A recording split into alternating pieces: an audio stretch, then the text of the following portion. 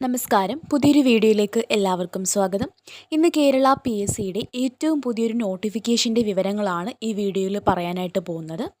നോക്കിക്കേ, ഇലക്ട്രിസിറ്റി വർക്കറാണ് KECBയിലേക്കുള്ള കേരള സ്റ്റേറ്റ് ഇലക്ട്രിസിറ്റി ബോർഡ് ലിമിറ്റഡിൽ ഇലക്ട്രിസിറ്റി വർക്കർ എന്ന് പറയുന്ന പോസ്റ്റിൻ്റെ നോട്ടിഫിക്കേഷനും അതിൻ്റെ ഡീറ്റെയിൽസുമാണ് നോക്കാനായിട്ട് പോകുന്നത്. ഇതൊരു ഡിസ്ട്രിക്റ്റ് വൈസ് എക്സാമിനേഷനാണ്. 14 ജില്ലകളിലേക്കുമാണ് സെലക്ഷൻ നടത്തുന്നത്. സ്റ്റേറ്റ് വൈഡ് അല്ല, ഡിസ്ട്രിക്റ്റ് വൈസ് ആയിട്ടാണ് എക്സാം നടത്തുന്നത്. ഇത് അപ്ലൈ ചെയ്യാനുള്ള ലാസ്റ്റ് ഡേറ്റ് എന്ന് പറയുന്നത് 3-ാം തീയതിയാണ്. ജൂൺ 3-ാം തീയതിയാണ് ഇത് അപ്ലൈ ചെയ്യാനുള്ള ലാസ്റ്റ് ഡേറ്റ്. നമുക്കിനി ഇതിൻ്റെ ഡീറ്റെയിൽസ് നോക്കാം. ഇതാണ് ഇതിൻ്റെ ഡീറ്റെയിൽസ് എന്ന് പറയുന്നത്. Department Kerala state electricity board. പോസ്റ്റിൻ്റെ പേര് ഇലക്ട്രിസിറ്റി വർക്കറാണ്.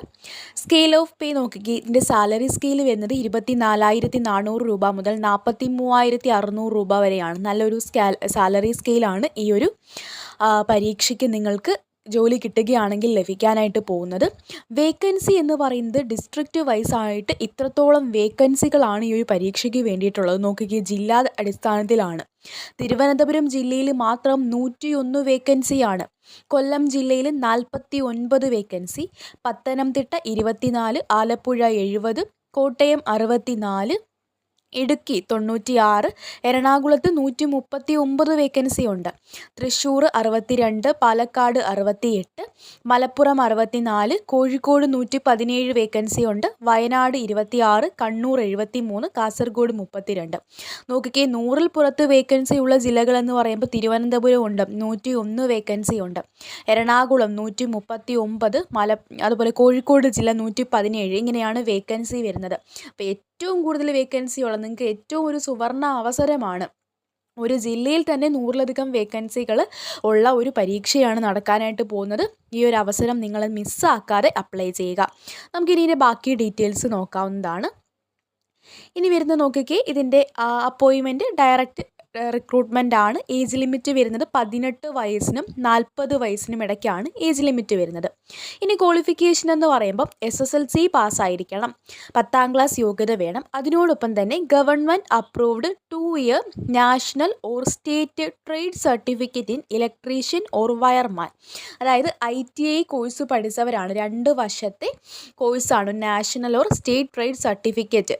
ഇലക്ട്രീഷ്യൻ അല്ലെങ്കിൽ വയർമാൻ കോഴ്സിലെ 2 ഇയർ സർട്ടിഫിക്കറ്റ് ഉള്ളവർക്കും എന്ത് ചെയ്യാം, ഇതിന് അപ്ലൈ ചെയ്യാനായിട്ട് കഴിയും. 10-ാം ക്ലാസ് പാസ്സാക്കുക, ITI ക്വാളിഫിക്കേഷനും നിങ്ങൾക്ക് വേണം. ഇതിൻ്റെ ഫിസിക്കൽ മെഷർമെൻറ്റും കാര്യങ്ങളൊക്കെ ഇവിടെ പറയുന്നുണ്ട്. Height, weight.